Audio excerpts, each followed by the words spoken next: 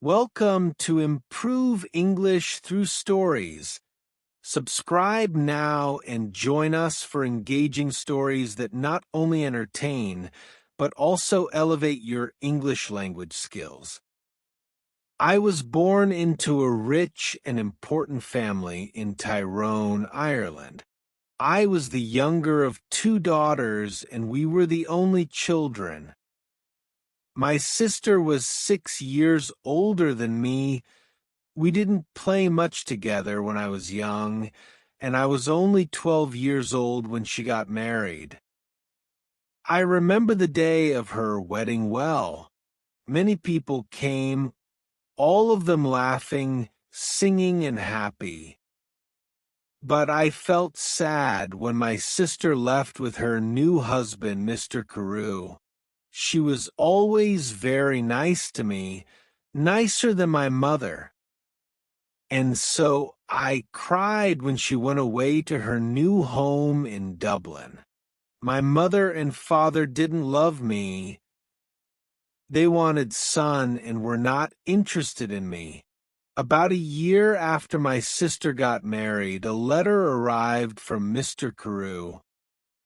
He said that my sister was ill and that she wanted to come home to Tyrone and stay with us to be with her family. I was sad that she was ill, but also very happy about her visit. They're leaving Dublin on Sunday, my father told me, and they're arriving here on Tuesday evening. Tuesday came, and it was a very long day. Hour after hour came and went, and I listened all the time for my sister and her husband. Now the sky was dark and soon it was midnight, but I couldn't sleep. I listened and waited. Suddenly, at about 1 o'clock in the morning, I heard a noise far away. I ran out of my bedroom and down to the living room. "They're here! They're here!" I called to my father, and we quickly opened the front door to see better. We waited there for a few minutes, and we heard the noise again, somebody crying far away in the night. But we saw nothing. There were no lights and no people there. We went outside, waiting to say hello and to help my sister with her bags. But nobody was there, nobody came. I looked at my father, and he looked at me. We didn't understand. "I know I heard a noise," he said. "Yes," I answered. "I heard it too, Father. But where are they?" We went back into the house without another word. We were suddenly afraid. The next day a man arrived and told us that my sister was dead. On Sunday she felt very ill. On Monday she was worse, and on Tuesday, at about 1 o'clock in the morning, she died at the same time that we were outside the house, the night waiting for her. I never forgot that night. For the next 2 years, I was very sad. You could say that I stopped living. I didn't want to do anything or speak to anyone. Mr. Carew soon married another young woman in Dublin, and I felt angry that he forgot my sister so quickly.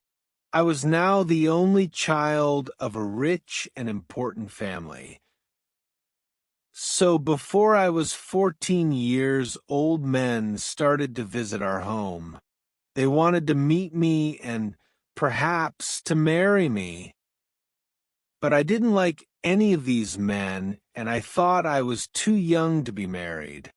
When I was 16, my mother took me to Dublin. Dublin is a big city. She said, "We're going to meet richer and more interesting men than the ones back home in Tyrone. We can easily find you a good husband in Dublin, In Dublin, I began to be happier. I met a lot of friendly people, and I went dancing every evening. A lot of young men came to speak to me and asked me to dance. I liked talking to them. I started to live and laugh again, and I didn't think about my dead sister all the time. But my mother was not so happy. She wanted me to find a husband quickly. One night before I went to bed, she came into my room and said, "Do you know Lord Glenfallen?" "Oh, yes," I answered. "He's that ugly old man from Cahergilla." "He's not ugly, and he's not old, Fanny," my mother said quickly. "He's from a very rich and important family, too, and he wants to marry you. He loves you, loves me, wants to marry me, but he's making a mistake. Mother," I said, "I don't love him.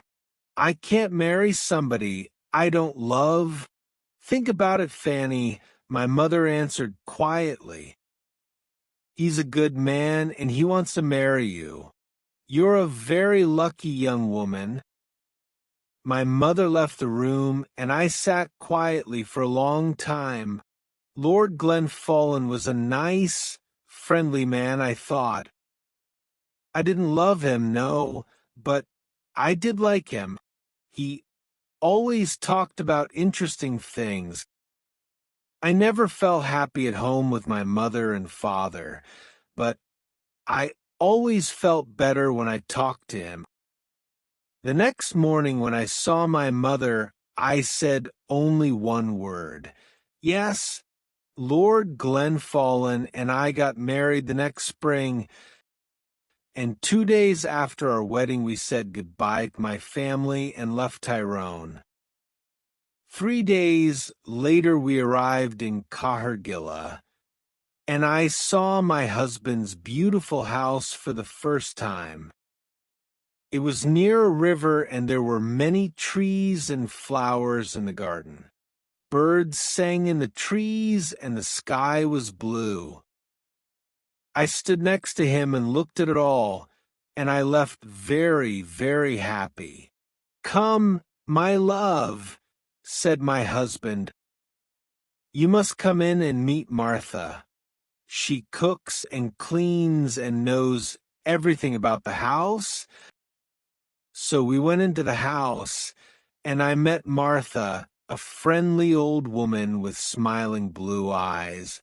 She showed me round the house. Suddenly, I felt excited to be there. It was a very happy place. Women sang in the kitchen, men built fires in the living room, and there were dogs and cats everywhere. "Come with me now, madam," said Martha, "and look at your bedroom. Then we can take up your bags, and you can wash before dinner." I followed her, and soon we arrived at a big brown door. "This is your room," she said, and she opened the door. I stood and looked, suddenly cold with fear. In front of me stood something big and black. I didn't know what it was. I thought it was an old coat, but without anybody inside it. I jumped back quickly, very afraid, and moved away from the door. "Is something wrong, madam?" Martha asked me. "Nothing. Perhaps it's nothing," I answered quickly. "But I thought I saw something in there. I thought I saw a big black coat there when you opened the door." Martha's face went white with fear. "What's wrong?" I asked her. "Now you look frightened. Something bad is going to happen." She said, "When someone sees the black coat in this house, we know that something bad is going to happen soon to the Glenfallen family.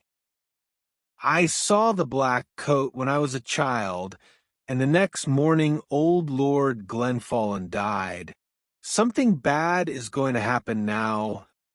Madam, I know it. We went down to have dinner. I felt unhappy and afraid, but I didn't say anything to my husband about the black coat. I wanted to forget about it and be happy again. The next day, Lord Glenfallen and I went for a walk together to look round the house and gardens because I wanted to know my home better. I like this house and all the people here, I said, and I'm happy to be here with you. It's much better than Tyrone. My husband was very quiet for a long time. He walked with his head down, thinking. Then, suddenly, he turned to me, took my hand, and said, "Fanny, listen to me. Listen carefully. There's something I must ask you. Please only go into the rooms in the front of the house. Never go into the rooms at the back of the building or into the little garden by the back door. Never. Do you understand me, Fanny?" His face was white and unhappy. I understood his words, but I didn't understand why he was a suddenly different man. Here at Cahergilla he never smiled or laughed any more. Perhaps the back of the house was dangerous, I thought. But he didn't want to talk about it any more. We went back to the house without speaking, and again I tried to forget his words and to be as happy as I was before. It was about a month later that I met the other woman for the first time. One day I wanted to go for a walk in the gardens. It was a beautiful day, and I ran up to my room after lunch to get my hat and coat. But when I opened the door of my room, there was a woman sitting near the fire. She was about 40 years old, and she wore a black coat. Her face was white, and when I looked closely, I saw that her eyes were white, too. She was blind. "Madam," I said, "this is my room. There is a mistake. Your room." She answered, "A mistake? No, I don't think so. I don't think there's a mistake. Where is Lord Glenfallen?" "Down in the living room." I said, "But who are you and why are you here in my rooms?" "Tell Lord Glenfallen that I want him," was all she said. "I must tell you that I'm Lady Glenfallen, and I want you to leave my room now," I said. "Lady Glenfallen? You are not, you are not!" She cried and hit my face very hard. I cried out for help, and soon Lord Glenfallen arrived. I ran out of the room as he ran in, and I waited outside to listen at the door. I did not hear every word, but I knew that Lord Glenfallen was very angry and Blind Woman was very unhappy. When I came out, I asked him, "Who is that woman and why is she in my bedrooms?" But my husband didn't answer me. Again his face was white with fear. His only words were, "Forget her." But I did not forget her, and every day it was more and more difficult to talk to my husband. He was always quiet now, always sad and afraid. He sat hours and looking into the fires with his unhappy eyes. But I didn't know why, and he didn't want to tell me. One morning after breakfast, Lord Glenfallen suddenly said, "I have the answer. We must go away to another country, to France or Spain, perhaps. What do you think, Fanny?" He didn't wait for my answer, but left the room very quickly. I sat and thought for a long time. Why must we leave Cahergilla? I didn't understand, and I didn't want to go too far away from my mother and father in Tyrone. They were old now, and my father was sometimes ill. They didn't love me very much, but I wanted to be near them. I thought about it all day, and I didn't know what to say to my husband when he arrived back in the evening and came in to dinner. I said nothing. After dinner, I was very tired, and I went up to my bedroom early. I wanted to have a good night's sleep and think about it all again the next day. I closed my eyes and went to sleep. But I did not sleep well because I dreamed of the black coat. Suddenly, I woke up.